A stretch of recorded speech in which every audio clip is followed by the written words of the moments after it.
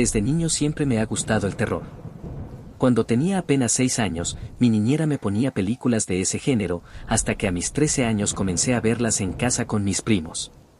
Además me encantaba leer acerca del tema. Tenía pesadillas de manera recurrente.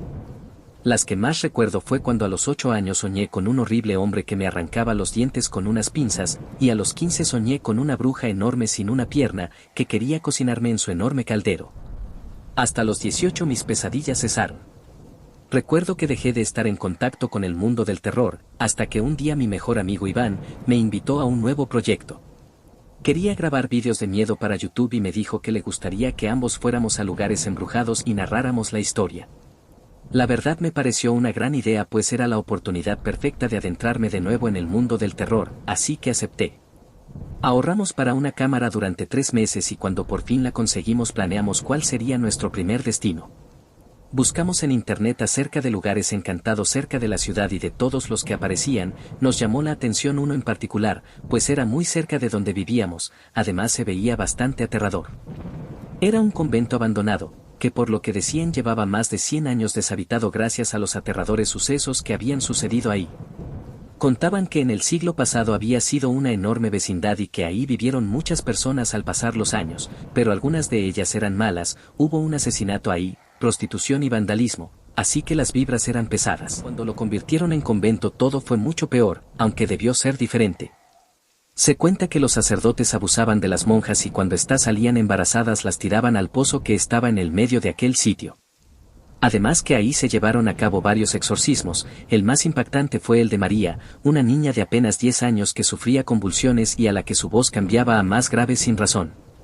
Un sacerdote dijo que tenía al demonio dentro y que debían sacarlo cuando antes para que no afectara más la salud de la pequeña.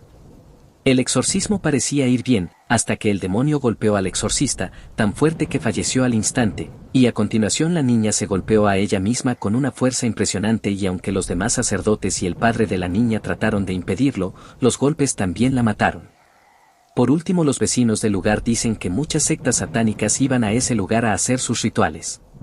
Por todo esto pensábamos que el lugar debía guardar mucha mala energía y por ende seguro que podríamos grabar algo interesante. Después de muchos años de investigar y leer cosas de terror había aprendido a cómo llamar espíritus y cómo ahuyentarlos con fuego y sal. Jamás lo había intentado, pero creía que era hora de poner todos esos conocimientos a prueba en los vídeos. Recuerdo que decidimos ir al lugar un jueves para pedir permiso y explorar antes de la grabación. El velador, llamado Rubén, se emocionó mucho y nos pidió salir en el inicio del video, a lo que accedimos. Entramos al lugar y con el primer paso que dimos, pudimos notar que el aire era muy pesado y aterrador, a pesar de que era de día.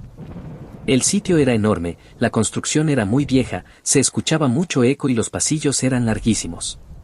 En medio del lugar estaba el patio y tenía un pozo en el centro. El convento era de 4 pisos, pero don Rubén nos dijo que no podíamos ir al último, estaba totalmente prohibido y cuando le preguntamos por qué, no nos quiso decir. Nos contó casi todo lo que ya habíamos leído del lugar, pero añadió sus propias historias. Un día estaba barriendo por la noche los pasillos y cuando llegó al que daba hacia el patio se aterró al ver a lo que parecían sacerdotes en fila tirándose en el pozo. Esa noche salió corriendo de ahí. Tomó su bicicleta y se fue, no le dijo a nadie qué había pasado, pasó la noche en casa temblando de miedo al recordar aquella escena. También nos platicó que una vez encontró a un grupo de mujeres en círculo alrededor de una mesa, donde estaba una cabra ya muerta diciendo palabras muy raras y untándose en la cara la sangre del animal. Esa noche también fue a casa pues no quería hacerse el valiente, ya que esas cosas eran del demonio. También nos dijo que por las noches siempre se escuchan risas, gritos o rasguños dentro del lugar, pero que prefería ignorarlos y que después de tantos años se acostumbró. Nos parecía un lugar fascinante y sentíamos la maldad que habitaba ahí, era perfecto para iniciar. Agradecimos al amable velador y nos fuimos al parque a ensayar lo que diríamos y por dónde empezaríamos. Después de tener todo listo partimos a nuestras casas a descansar pues seguro la siguiente noche sería cansada. Lo raro de aquello fue que cuando estaba a punto de dormir escuché algo raro afuera de mi cuarto, sabía que no era mamá ni mi hermano, pues no reconocía aquellas pisadas, además supe que no eran ellos cuando escuché como alguien rasguñaba la pared. No le di mucha importancia, pensé que debía ser solo mi mente, pero supe que no, cuando sentí como alguien o algo tocaba mi mano destapada. Eran unos dedos helados y pude sentir también las uñas rasgando mi piel. En ese momento me quedé en shock, me quedé inmóvil cerrando los ojos fuerte y rezando, esperando que ese ser se fuera por sí solo. Después de unos segundos que pude sentir como horas, el ambiente volvía a estar como antes y respiré profundamente agradeciendo que eso se hubiera ido, me quedé dormido y después de muchos años volví a tener pesadillas. Esa vez soñé que estaba con Iván en el convento y que mientras mirábamos al fondo del pozo mi amigo me empujaba hasta hacerme caer dentro. Sentía cómo caía y al ver hacia abajo notaba que estaba todo lleno de cadáveres. Desperté sobresaltado y me sentí mejor al saber que solo había sido una pesadilla, pero todo cambió cuando abrí los ojos, porque vi a alguien al lado de la puerta, no podía creerlo, limpié mis ojos con mis puños y seguía ahí, esta vez pude ver su rostro claramente. Era un hombre alto, de tez clara, su sonrisa al ver que había notado su presencia, se hizo más grande, casi salía de su cara, mi miedo aumentó cuando vi que sus pasos iban hacia mí, ahí no aguanté más y grité. Mi madre vino corriendo, me encontró bajo las sábanas llorando y gritando desesperadamente. Mi madre me dijo que probablemente había agarrado un mal aire por la vibra del lugar. Por la tarde llegó Iván en su camioneta, llevaba lámparas, la cámara, alcohol, la sal y unos sándwiches por si nos daba hambre, subí y nos fuimos hacia el ex convento. En el camino le platiqué a mi amigo sobre lo que había soñado y lo que había pasado y sorprendentemente, me dijo que él también había tenido pesadillas muy extrañas, y que toda la noche escuchó que alguien arrastraba algo fuera de su cuarto y que no salió por miedo. Cuando llegamos don Rubén nos recibió con gusto y nos guió hacia la entrada. Como habíamos quedado él salió al principio de la filmación contando sus experiencias ahí, después seguimos nosotros dando el recorrido. Primero pasamos por uno de los enormes pasillos, donde escuchamos el maullido de un animal, parecía de un gato, pero sabíamos que eso no era normal, pues empezamos a tener mucho miedo, aunque todo eso haría que la primera grabación fuera un éxito. Continuamos por los demás pasillos mostrando las habitaciones y cuando llegamos al patio, el sol se escondió por completo revelando la tenebrosa oscuridad. Contamos lo que se decía que había pasado ahí y ese fue el lugar perfecto para hacer las cruces con alcohol y sal. Aprendimos el fuego y las llamas primero se veían de un color rojo intenso, pero poco a poco se volvían completamente verdes, por un momento una de ellas parecía ser una garra. Al apagarse pasó algo muy extraño. Escuchamos algo en el último piso y al voltear a ver a la ventana vimos a alguien que se asomaba. Eso no era normal, lo grabamos y aunque moríamos del miedo teníamos que mostrarnos seguros. Después de un rato decidimos comer y despojarnos un poco, porque parecía que habíamos corrido un maratón, estábamos demasiado cansados, como si algo nos hubiera robado toda la energía.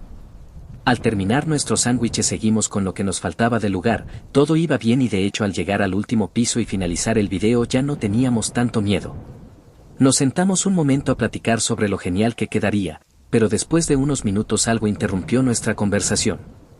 Se escuchaba en una de las habitaciones, nerviosos y algo asustados decidimos ir a ver, para quitarnos la duda y comprobar que no era nada. Caminamos hacia allá y al entrar vimos que había una enorme bañera blanca, al acercarnos más notamos que estaba llena completamente, pero no de agua, sino de lo que parecía ser sangre. Dimos un paso hacia atrás, nos miramos sin decir nada y corrimos, pero el sonido del agua nos hizo voltear por inercia. Aún recuerdo perfectamente sentir, como si el corazón fuera a salir de mi pecho cuando vi a aquel ser, brotar de ahí lleno de sangre. Lo miré durante unos segundos apenas, pero se parecía mucho al hombre que había visto en mi cuarto esa mañana. Dejamos todo ahí sin importarnos nada y llegamos hasta la entrada, donde el confundido velador nos preguntó qué había sucedido. Le dijimos lo que habíamos visto y en su rostro se dibujó una sonrisa macabra, casi burlona. Iván y yo no entendíamos qué estaba pasando, le pedimos que nos acompañara por nuestras cosas, pero en ese instante la boca de don Rubén se abrió descomunalmente dejando ver unos colmillos gigantes y asquerosos, de donde empezó a brotar sangre de un tono casi negro y empezó a reír muy fuerte. Mi amigo y yo salimos corriendo hacia la camioneta, que por suerte a la primera no arrancó, pero dimos gracias al cielo que al intentarlo de nuevo tuviéramos éxito. Nadie dijo una sola palabra en el camino, ni después. Hasta el otro día que nos reunimos en su casa y comentamos lo que había pasado. Investigamos de nuevo en internet, buscamos el nombre de don Rubén y nos dimos cuenta de algo espantoso. Habíamos estado hablando con un fantasma, pues sí había sido velador, pero hace más de 50 años cuando todavía era una vecindad, lo habían asesinado una vez que intentaron entrar a robar. La foto no mentía, era la misma persona con la que habíamos hablado esos 2 días y quien había salido en el video, que por cierto ya no pudimos recuperar, porque cuando decidimos volver por la cámara ya no estaba. Ahí quedó nuestro proyecto, en una experiencia aterradora que hasta el día de hoy sigue dando vueltas en mi cabeza.